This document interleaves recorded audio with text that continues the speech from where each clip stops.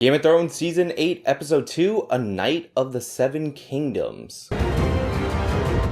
So normally what I like to do in these episode reviews is look back on last week's predictions and then determine whether I was right or not when I do the next episode.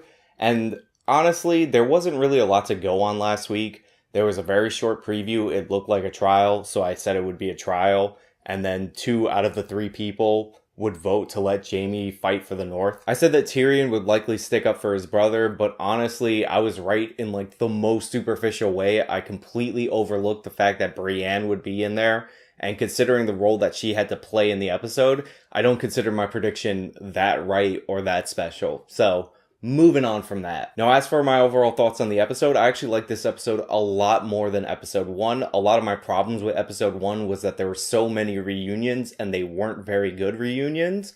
And a lot of people in the comments said, well, they had to reunite so many characters. Obviously, they're not going to fulfill what you want them to fulfill. But the problem with that is that this episode reunited characters that even were reunited in the last episode, and they did it much better. Arya and the Hound this week was way better than Arya and the Hound last week. Their conversation was funny. The Hound was funny again. The Hound is one of the funniest characters in the entire show, so it was nice to see that wit and that sharpness and that anger come back. So I really appreciated that reunion. Jaimie and Brienne scenes all had a lot of emotional weight to them. When they're in the trial and it looks like it's going to be the end for Jaime Lannister, Brienne sticks her neck out for him and swears by his honor, and that really does bring Jaime's arc to a close, because you have somebody so honorable like Brienne vouching for him, saying that he's an honorable man. And for a character like Jaime, who started out the show trying to live up to everybody's negative expectations of him, to be called honorable by somebody he respects like Brienne of Tarth, I think it was really nice. When he knights her later in the episode, it's one of the most emotional scenes in the entire episode. And I think that basically indicates that Jaime is not long for this world, because Brienne is essentially his legacy. In the name of the warrior, I charge you to be brave. In the name of the father, I charge you to be just. In the name of the mother, I charge you to defend the innocent.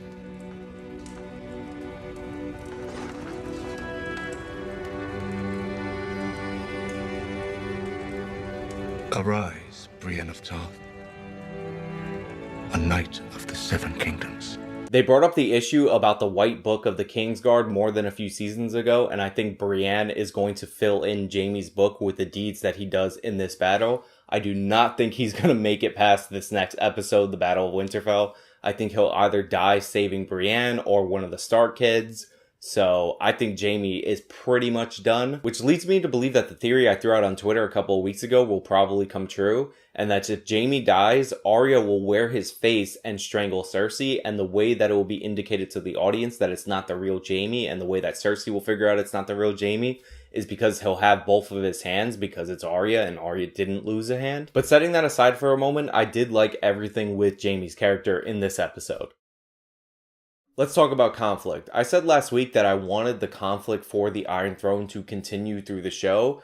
I was actually happy that Sansa wasn't happy with Daenerys. She wasn't happy that Jon bent the knee.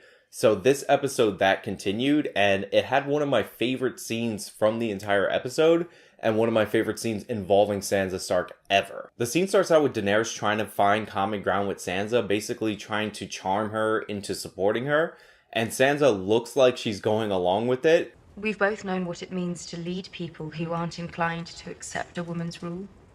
And we've both done a damn good job of it, from what I can tell. I should have thanked you the moment you arrived. That was a mistake. But then halfway through the scene, Sansa pulls the rug from beneath Daenerys, and you realize that Sansa is manipulating Daenerys, not the other way around. What about the North? It was taken from us. We took it back. And we said we'd never bow to anyone else again.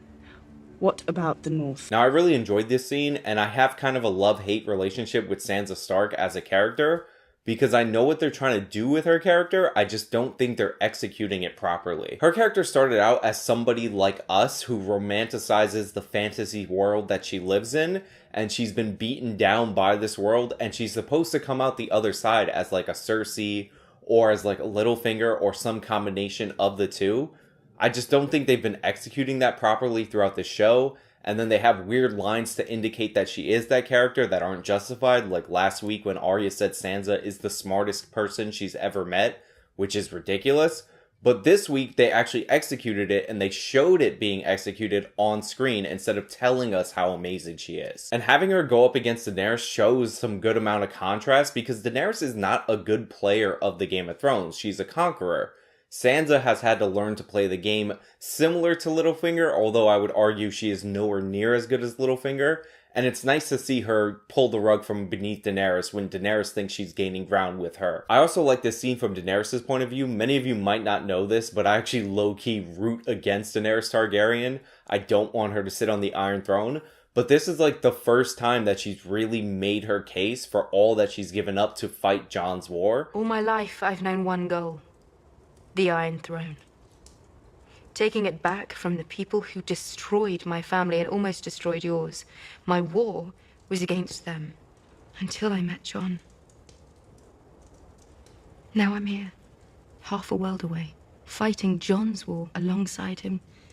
Tell me who manipulated whom. And although I don't want Daenerys to ultimately sit on the Iron Throne at the end of the show, she actually made a good case here for all she's given up to fight Jon's war. She went north of the wall and lost one of her 3 dragons. Dragons are huge in the Game of Thrones universe. She gave up everything that she's gained in terms of territory against Cersei to come north and fight Jon's war.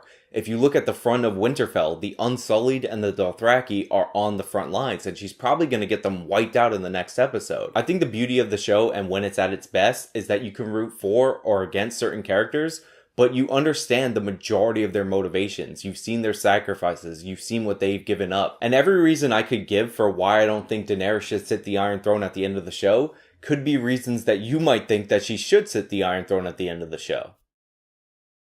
I mean, if you really think about where we are in the show right now, we're at a point where of the candidates to sit the Iron Throne at the end of the show, there's not one of them that will satisfy everyone. The Dothraki and the Unsullied are for Daenerys. They're not going to fight for Jon Snow. They're not going to fight for Sansa Stark. The Vale is for Sansa. They're not going to fight for Daenerys Targaryen alone. The North is split between Jon Snow and Sansa, but the Wildlings aren't going to fight for Sansa. They're not going to fight for Daenerys. So you have a situation where no person can actually rule this part of the kingdoms, and that doesn't even get into King's Landing and the Lannister armies and all the problems down south. I also like that Daenerys Targaryen described her relationship with Jon Snow as Jon Snow manipulating her. Because when you think about it, and all the stuff that she's given up to fight his war that I talked about before, by the end of the episode, when he tells her that he's Aegon Targaryen, the son of Rhaegar Targaryen and Lyanna Stark, and he has a better claim to the Iron Throne than her, Daenerys has a good reason to believe that Jon Snow has tricked her,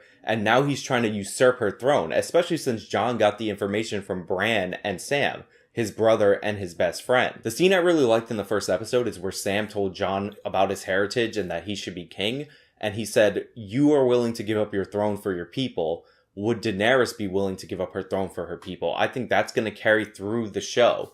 And we might see Daenerys sacrifice herself in place of Jon because Melisandre still has to come back and she has a lot of magic that has to do with King's blood. But there's also the distinct possibility that she won't end up doing that. Her identity has been wrapped up in her taking her family's crown for so long that the idea that there's another Targaryen out there with a better claim has to be eating away at her, has to be a conflict going forward.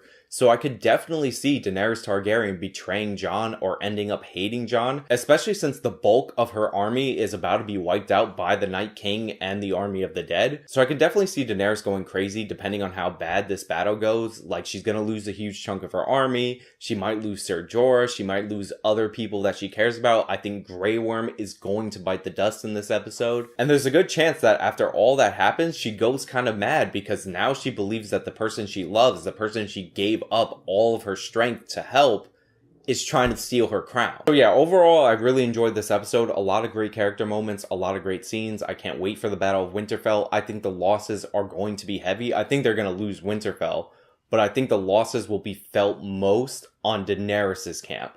I think Grey Worm is gone. I feel like Ser Jorah is a 50-50. I feel like Jaime Lannister is a 50-50. It depends on how much balls the show still has. I think the Kings of Winter are probably going to be brought back to life in the crypt. So we're going to see a lot of people that we think are safe in the crypts actually get killed by the dead Starks, which will be interesting. And there'll also be a lot of surprise deaths. Also, I'm expecting Dragonfire to be utilized against the Night King, and for him to like freeze it instantly or do something crazy like that, since they kind of set up for that in the last episode when Bran's like, nobody's ever tried to use Dragonfire to kill the Night King. I don't think that's going to work, and I think that sequence would be pretty awesome. I hope Ghost doesn't die. They really have underutilized Ghost and the Direwolves throughout the show. They showed him briefly in this episode, so if they just kill him, they pull a Summer and they wipe him out for nothing, I'm not going to be happy. But all in all, those are my thoughts on Game of Thrones Season 8, Episode 2, A Night of the Seven Kingdoms. Let me know what characters you think are going to die in the next episode. Let me know what characters you think are going to make it. Let me know what you think about the conflict in the north and how that's going to work out post the Battle of Winterfell. This is supposed to be the longest battle ever put to film or TV, so let me know if you're hyped for that in the comments down below. And if you like this video, then please tell me by leaving a like. You can subscribe for more content, follow me on all my social media, support me on PayPal, Patreon, Subscribestar, all that jazz. This has been me talking about the second episode of Season 8 of Game of Thrones. Till next time.